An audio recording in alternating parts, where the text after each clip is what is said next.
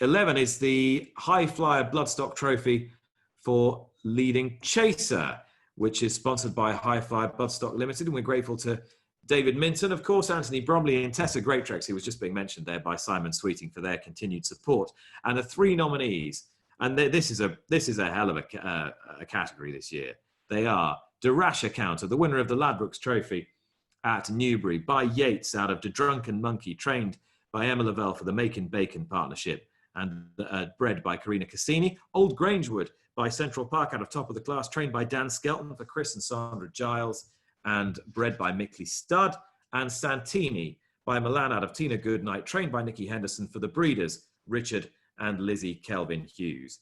And the winner of the Highflyer Bloodstock Trophy for leading chaser in a very, very strong year, but there really could only be one winner, and that winner is Santini, owned and bred by Richard and Lizzie Kelvin Hughes, winner of the Intermediate Chase at Sandown, winner of the Cotswold Chase at Cheltenham on Trials Day, and of course a fine second in the Gold Cup itself, the Magnus Cheltenham Gold Cup, behind the dual winner of that race, trained by Willie Mullins. But Santini, some would say he was unlucky that day. He's still only an 8-year-old, and his owner breeder, Richard Kelvin Hughes, joins us now. Richard, congratulations. What a wonderful horse he's been for you, and what a flag bearer for your breeding operation. Well, I mean, I think everybody dreams of having a horse like that, and he's certainly done us very, very proud.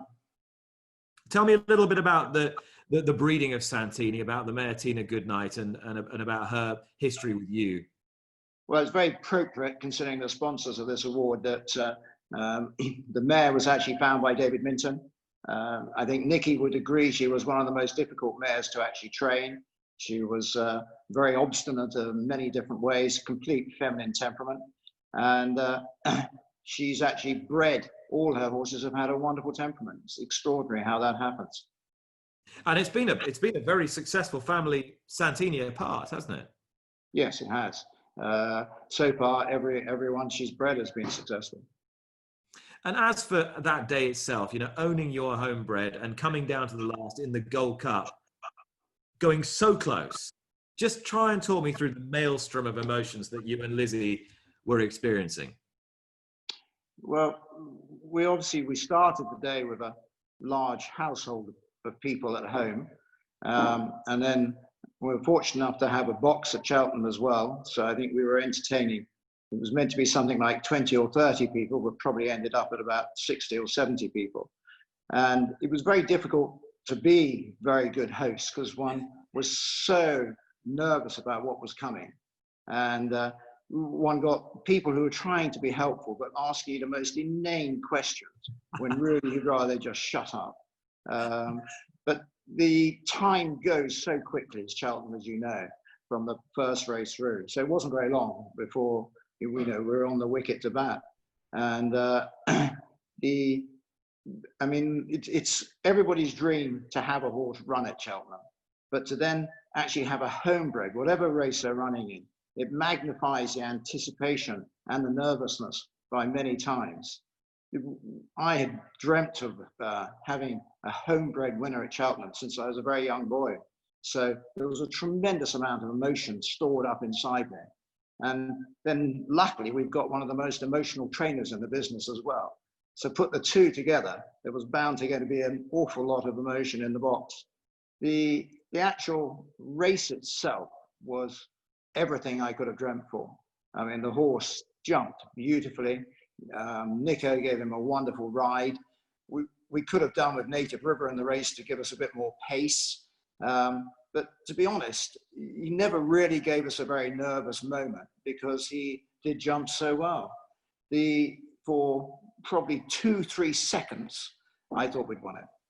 And, he was there, so did Nikki. I mean, tears were gushing out everywhere. And then, of course, we were beaten very narrowly.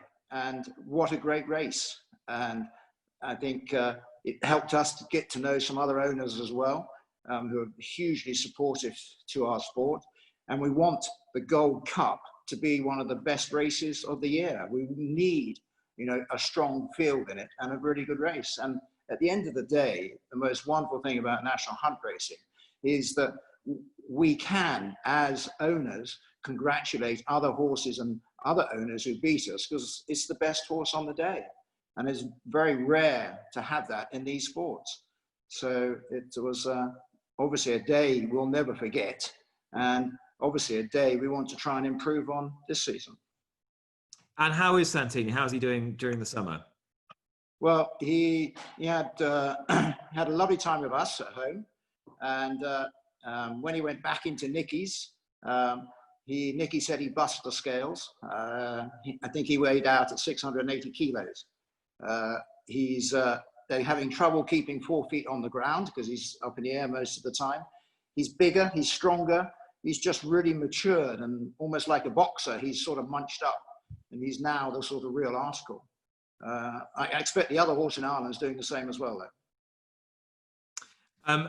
Richard, thanks so much for talking to us. And many congratulations with Santini, and long may you breed national hunt horses to give us so much pleasure, and all the best to Lizzie as well. Thank you very much. Richard Calvin, who with his wife Lizzie bred and owns Santini, the winner of the Highflyer Bloodstock Trophy for leading chaser.